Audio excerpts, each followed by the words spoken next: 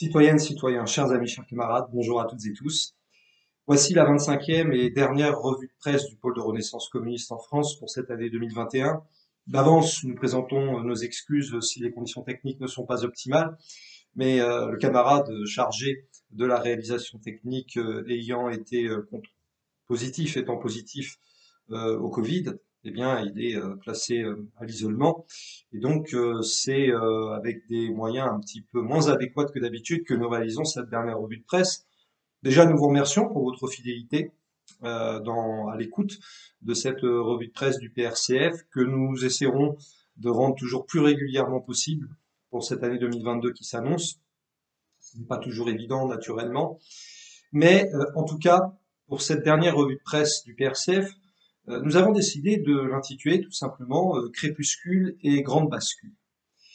Car incontestablement, cette année 2021, nous sommes au crépuscule de 2021 et nous arrivons sur 2022, qui pourrait marquer la grande bascule dans un tas de domaines, comme nous allons le voir, puisque nous sentons bien qu'en réalité, la tempête sociale et politique que craignait Édouard Philippe déjà au printemps 2020 est en train d'arriver progressivement, y compris d'ailleurs à l'échelle internationale, et nous allons d'ailleurs commencer par ceci. Mais incontestablement, nous sommes dans une phase de grand crépuscule. D'abord sur la scène internationale.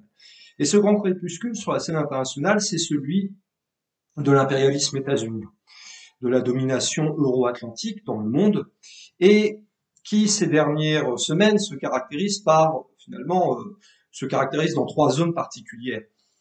La première, c'est bien entendu la Chine.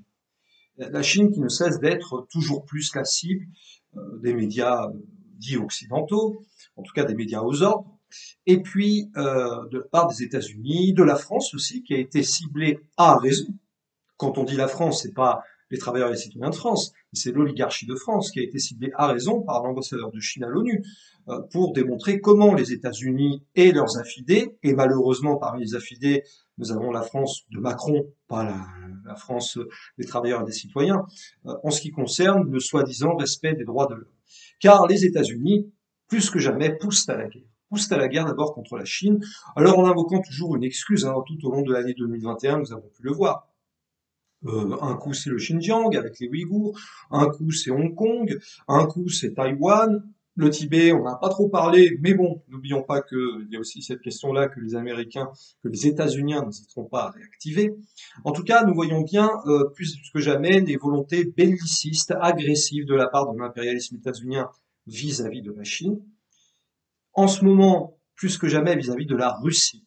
Vis-à-vis de la Russie, avec notamment cette volonté d'intégrer l'Ukraine au sein de l'OTAN. Signalons à ce sujet que le nouveau gouvernement allemand, avec les faux verts, les Grünen qui sont surtout des verts de gris, n'hésite pas, pousse plus que jamais à ce que l'Ukraine rejoigne l'OTAN. Et les États-Unis s'inquiètent apparemment des manœuvres militaires qui auraient lieu à la frontière russo-ukrainienne. On le serait à moins, à vrai dire, à la place de Vladimir Poutine, puisque imagine-t-on un seul instant des troupes russes être déployées à Mexico et aux portes de la frontière des États-Unis. Évidemment, le titre dirait tentative des Russes de déstabiliser et même pourquoi pas d'être agressifs vis-à-vis des États-Unis. Mais ce qui est extraordinaire avec l'OTAN, et c'est déjà ce que disaient les anciens dirigeants soviétiques au moment de la chute de l'URSS le 25 décembre 1991, c'est que en réalité, avec la disparition de l'URSS et du pacte de Varsovie, l'OTAN allait s'étendre.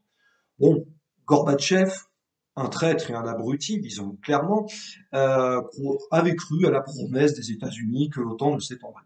Et bien entendu, les États-Unis ne se sont pas privés pour étendre l'OTAN, d'autant plus que tous les nostalgiques du Troisième Reich ou les anticommunistes d'Europe centrale et orientale, en Pologne, dans les pays baltes, entre autres, en Hongrie, en République tchèque, s'en donnaient à cœur joie pour demander l'élargissement de l'OTAN.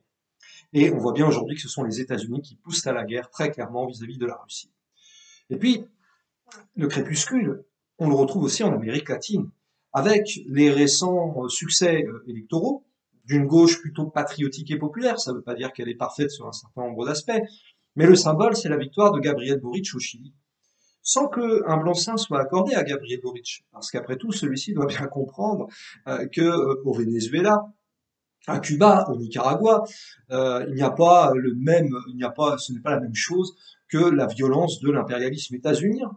En réalité, nous avons affaire à des régimes anti-impérialistes, imparfaits dans le cas notamment du Venezuela et du Nicaragua, de là, mais qui doivent aller vers une logique tout simplement de dictature du prolétariat pour résister non seulement à l'oligarchie locale, mais aussi au coup de l'impérialisme états-unien.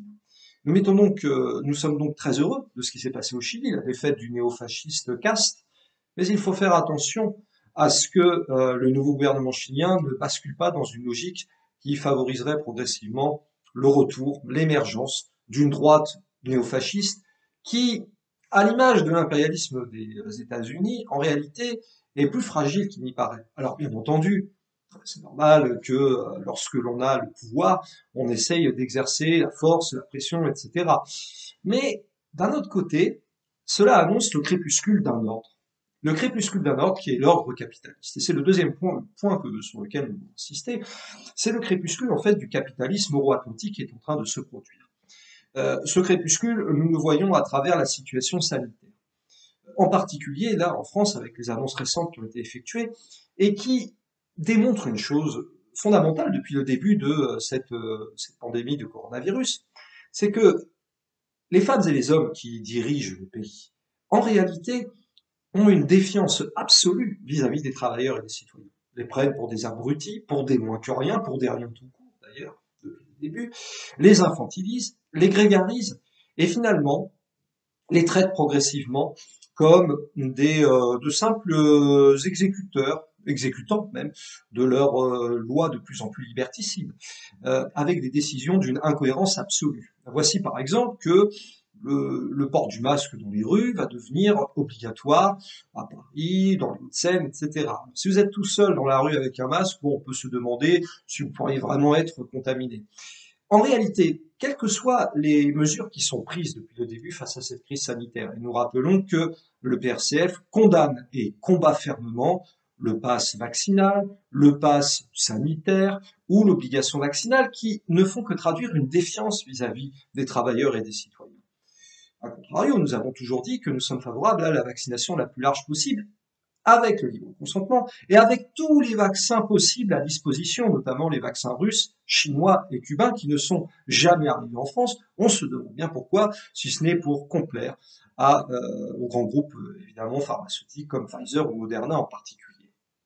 Eh bien, en réalité, là encore, toutes ces mesures traduisent le crépuscule d'un ordre capitaliste qui n'est plus capable de tenir progressivement les citoyens et les travailleurs non seulement en France, mais également dans d'autres pays, et qui se traduit par un fossé de plus en plus croissant entre nombre de travailleurs et puis également une bonne partie du patronat et de notre oligarchie, enfin de l'oligarchie en France. Je dis ça également en référence à la situation dans les syndicats, la situation dans les confédérations, où il faut clairement distinguer des confédérations, des directions confédérales nationales qui croient dans les vertus du dialogue social, un dialogue social qui n'a jamais existé, et qui lui aussi est en plein crépuscule en réalité. Parce que comment peut-on faire du dialogue social avec la dictature du capital qui ne cesse de se déchaîner de plus en plus, tantôt à travers les licenciements, tantôt à travers les fermetures d'usines, de différentes entreprises au nom de délocalisation, etc. Et puis bien sûr, tantôt à travers les différents coûts portés au salaire, au travail, de tous ceux qui espèrent pouvoir survivre, pas vivre, hein, mais tout simplement survivre, y compris d'ailleurs les étudiants, pour lesquels nous avons une pensée très particulière, parce que les étudiants ont beaucoup souffert, énormément souffert, depuis plus d'un an et demi, de la précarité, du mal-être social, et cela débouche sur une situation de santé mentale absolument catastrophique dans le pays, ce que cherche bien entendu à nier la Macronie au pouvoir. Nous sommes dans le crépuscule, dans le fond, de ces confédérations nationales, syndicales, enfin des directions des confédérations nationales, qui croient encore dans les vertus du dialogue social, y compris d'ailleurs Philippe Martinez, qui, rappelons-le, en avait fait la priorité en mars 2020 en compagnie de la CFDT et du MEDEF. Et inversement, nous constatons que au sein de la CGT, au sein de Force ouvrière, notamment, seulement, eh bien, des bases, des unions départementales, des unions locales, parfois même des fédérations, sont de plus en plus en rupture avec la mortifère Confédération européenne des syndicats, et sont dans une logique d'adhésion à la Fédération syndicale mondiale, ce que nous ne pouvons que féliciter. Et pourquoi? Parce qu'ils sont dans une logique de lutte des classes, tout simplement. Nous avons une pensée, bien sûr, avant tout pour les personnels soignants, pour l'ensemble des personnels soignants qui se battent contre la destruction programmée des structures hospitalières, des personnels de santé qui sont épuisés, exténués et sur lesquels la pression est mise de manière scandaleuse au nom d'une obligation vaccinale, etc., avec suspension de salaire s'il le faut, alors que ces personnes, ces travailleurs ne cessent de se battre depuis plus d'un an et demi, parfois dans des conditions absolument lamentables, calamiteuses, contre le coronavirus pour tout faire pour le contenir et pour éviter une destruction pure et simple des hôpitaux. À ce sujet, il faut quand même signaler cette sortie qui résume bien le crépuscule même de l'intelligence humaine, enfin de l'être humain dans lequel nous sommes. Enfin, c'est pas tant l'être humain, mais plutôt ceux qui ont la haine du genre humain, et en particulier les macronistes. Et il faut signaler ici cette sortie absolument qui laisse pantois, mais qui en même temps est assez logique venant de la part d'une macroniste, celle d'Aurore Berger, qui réussit à dire la chose suivante lorsqu'on lui dit mais quand même il faudrait plus de lits de réanimation pour pouvoir accueillir potentiellement les personnes victimes de graves séquelles et de graves atteintes de la part à cause du coronavirus. Et voici la réponse d'Aurore Berger. Plus de lits de réanimation, ce sont plus de personnes intubées. Sous respirateur, plus de décès, plus de séquelles graves à vie. Donc, en fait, cela signifie que, par exemple, plus d'aspirine, ce sont plus de personnes qui ont la grippe. On est dans une logique totalement orwellienne d'inversement, de causes, de conséquences. Et en fait, voilà le problème de fond, c'est que nous sommes ici devant le crépuscule d'un ordre complètement corrompu, complètement irrationnel, en réalité complètement obscurantiste. Parce que l'obscurantisme, il n'est pas porté que par des antivax d'extrême droite farfelus, incontestablement. Il est aussi porté par ceux qui se présentent comme étant rationnels, mais qui ne le sont absolument pas, qui ont la haine de la raison, la haine des Lumières. Et c'est le cas, par exemple, de Gérald Darmanin, de Jean-Michel Blanquer, ou du meilleur épidémiologiste de France, que serait Emmanuel Macron. Et ce que vient de dire Aurore Berger est assez significatif de la situation dans laquelle se retrouve en réalité un ordre capitaliste qui n'est plus en mesure de finalement contenir. Alors si, pour l'instant il contient, parce qu'il n'y a pas de grande grève générale, il n'y a pas de grand mouvement social. On nous avait des directions d'ailleurs confédérales, nous avait promis un automne très chaud.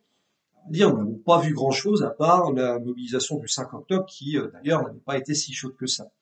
En tout cas, ce qui est important, c'est de constater que les luttes existent et elles sont de plus en plus nombreuses localement, dans les hôpitaux, dans les établissements scolaires, ou alors là, bon, les enseignants sont livrés à la merci du virus qui circule sans avoir davantage par exemple, d'aérateurs dans les salles. Il n'y en a pas d'ailleurs du tout dans l'établissement où j'enseigne, et puis il n'y a pas que dans le mien, en demeurant.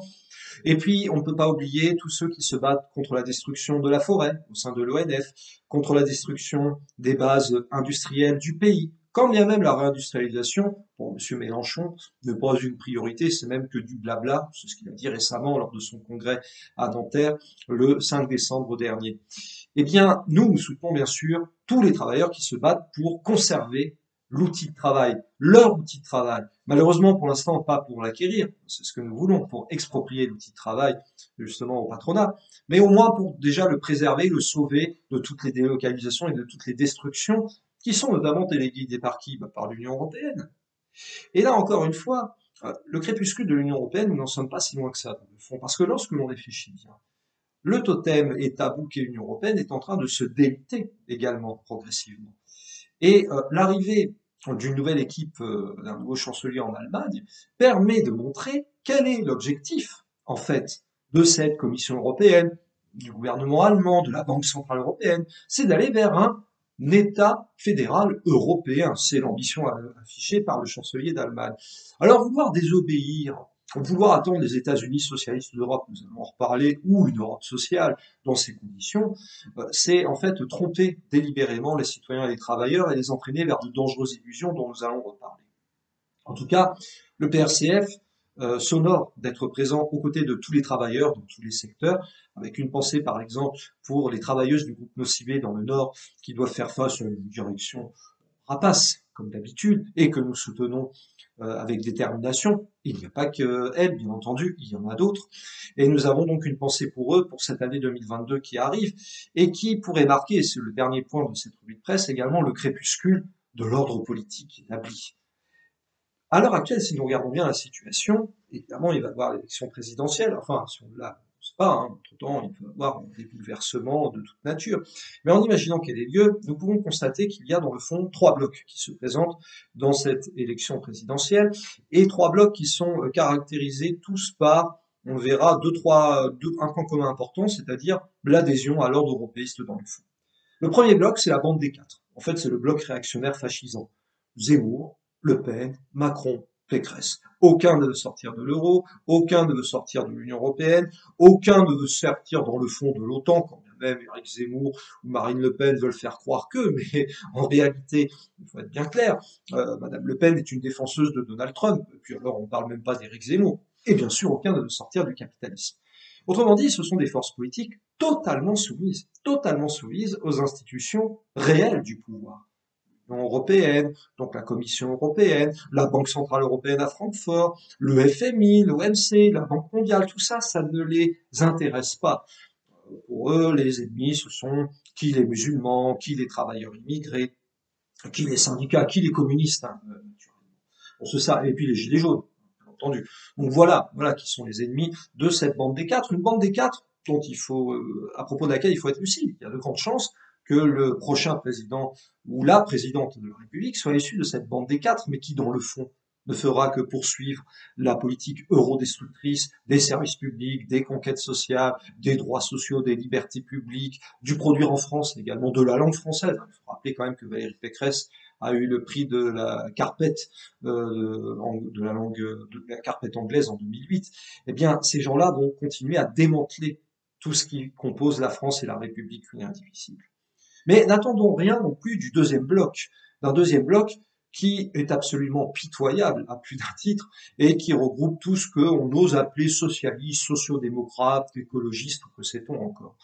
Et nous voyons d'ailleurs que les scores catastrophiques, pitoyables qui nous sont promis, que ce soit Arnaud Montebourg et sa remontada qui s'est transformée en une démontada, que ce soit Anne Hidalgo qui ne sait même plus quoi inventer pour sauver sa tête et celle d'un parti socialiste en lambeaux, celle de Christiane Taubira qui se prend pour désormais la grande réunificatrice de la gauche, l'union de la gauche plurielle. On a assez donné avec tout ça. Hein. Bon, bref, puis sans oublier bien sûr les faux verts, qui sont aussi verts de gris, hein, parce que leur haine vis-à-vis de la Russie, vis-à-vis de la Chine, vis-à-vis en fait de la souveraineté nationale et populaire est indescriptible. Tous ces gens, ce Dixit, Jean-Luc Mélenchon, vont finir par dégoûter les électeurs, les citoyens et les travailleurs. Non, non, ils vont pas finir par les dégoûter. Nous sommes déjà dégoûtés. Nous ne voulons plus jamais de ces gens-là. Et reconnaissons que la disparition du Parti socialiste et d'Europe Écologie Les Verts, qui sont des partis de droite, profondément de droite, ne serait pas une mauvaise nouvelle pour les citoyens et les travailleurs. Au contraire, signalons quand même que parmi les dernières décisions prises par les députés de ces formations politiques en décembre, eh bien, il y a eu l'adoption du mécanisme européen de stabilité financière modifié. C'est le fameux traité qui avait été signé par M. Sarkozy il y a 10 ans, décembre 2011, et ratifié gentiment par François Hollande, qui en fait ligote à jamais la souveraineté budgétaire de tous les pays membres de l'Union européenne. Eh bien, ils l'ont voté, tout comme d'ailleurs l'extrême droite, tout comme les faux républicains, tout comme les macronistes, enfin, tous ces gens n'en ont rien à faire de la souveraineté nationale et populaire. Et puis, il y a bien sûr le dernier bloc, le bloc des eurogauches, où nous pouvons retrouver finalement des personnes certes de gauche, mais qui ne souhaitent pas sortir de l'Union européenne. Alors, à travers trois slogans différents. Le premier, c'est celui des trotskistes, à commencer par Anastasie, qui proclame ni Frexit, ni UE du capital. Autrement dit, qu'est-ce qu'il défend? Les utopiques États-Unis socialistes d'Europe, dont parlait déjà Trotsky en 1920, ça fait déjà plus de 100 ans qu'on entend parler de ceci, eh ben on les attend toujours, et puis ils sont pas prêts d'advenir de toute façon, parce qu'on imagine mal comment nous pourrions faire les États-Unis socialistes d'Europe, avec la Pologne cléricale et réactionnaire, avec le nouveau gouvernement allemand, qu'on puisse dire, qui veut aller vers un État fédéral à sa botte en réalité, et puis sans compter tous les autres gouvernements réactionnaires qui existent au sein de l'Union européenne. Et en réalité, le ni Frexit ni UE du capital, ça donne une seule réponse, l'UE du capital, ça conforte la domination de l'UE du capital. La deuxième variante, c'est celle du candidat PCF Fabien Roussel. Fabien Roussel qui milite pour un SMIC européen, pour l'Europe des gens et pas de l'argent. Et d'ailleurs, quand on a comme chef de campagne un certain Yann Brossa, qui est d'ailleurs adjoint de Madame Hidalgo à la mairie de Paris, mais qui a réalisé un score pitoyable aux européennes de mai 2019, il ne faut pas s'étonner d'avoir encore un discours sur l'Europe sociale, sur le SMIC européen, et un refus absolu de sortie de l'Union européenne, parce qu'il paraît que ça conduirait au nationalisme. Et oui, ça ne pourrait pas conduire à l'international pour ces gens-là. Non, non, ces gens-là qui confondent en réalité l'international et le supranationalisme que symbolise parfaitement l'Union européenne.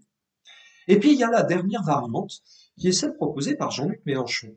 Jean-Luc Mélenchon qui lui-même a clairement affirmé il y a une quinzaine de jours, lors d'une conférence sur les géopolitiques, qu'il n'est pas frexiteur. Et il a voulu mettre les choses au clair. Je ne suis pas frexiteur, et plus intéressant, après avoir en 2017 défendu le slogan "l'UE, on la change, on la quitte", c'est ce qui lui a d'ailleurs permis d'avoir une très bonne dynamique de campagne, et bien désormais il est en train d'expliquer que non, il est pour la logique de désobéissance, ce qu'il appelle avec son globish le opt-out. Désobéissance au traité. Très bien de désobéir. Donc autrement dit, bon bah s'il y a une directive qui est adoptée qui ne nous convient pas, on ne l'applique pas. Donc par exemple, on va financer l'hôpital public, etc. Donc, bien sûr, avec quel argent? En contrôlant quelle monnaie? Avec quel budget, puisque tout est sous la coupe de l'Union européenne?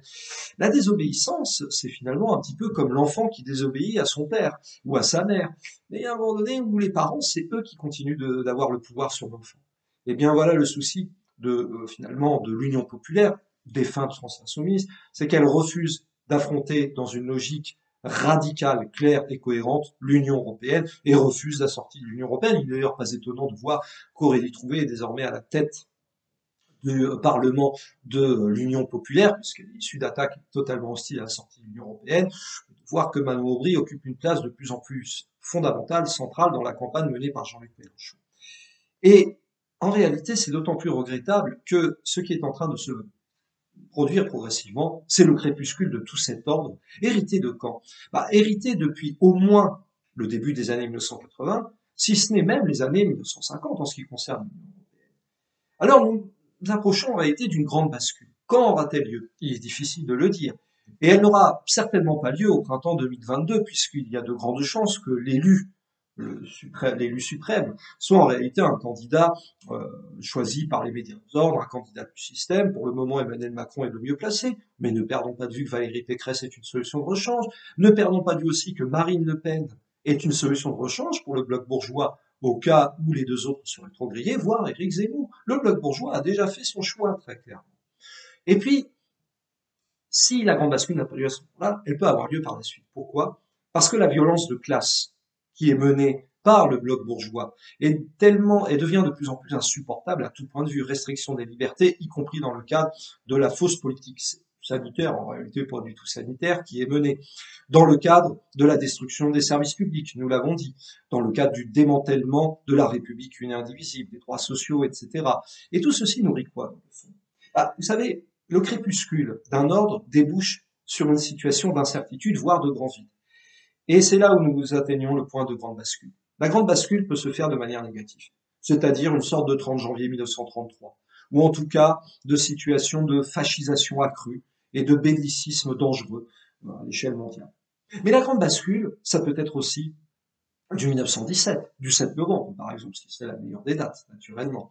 C'est-à-dire qu'il y a la possibilité de basculer vers un véritable pouvoir patriotique et populaire, en tout cas vers une dynamique patriotique et populaire, et c'est pour cela que le pôle de renaissance communiste en France, qui connaît de plus en plus d'adhésion de jeunes travailleurs, de jeunes étudiants notamment, qui ont parfaitement compris que l'enjeu c'est quoi? C'est la reconquête pleine et entière de la souveraineté nationale et populaire, ce qui nécessite d'en finir définitivement, totalement, et sans négociation, compromis ou que sais-tu encore, avec l'euro, avec l'Union européenne, avec l'OTAN et avec le capitalisme qui est en train de tout simplement décrépir et d'attiser plus que jamais la guerre des classes. C'est la seule solution, cette alternative rouge tricolore. C'est pour cela que le PRCF mène une campagne politique, pas électorale, politique.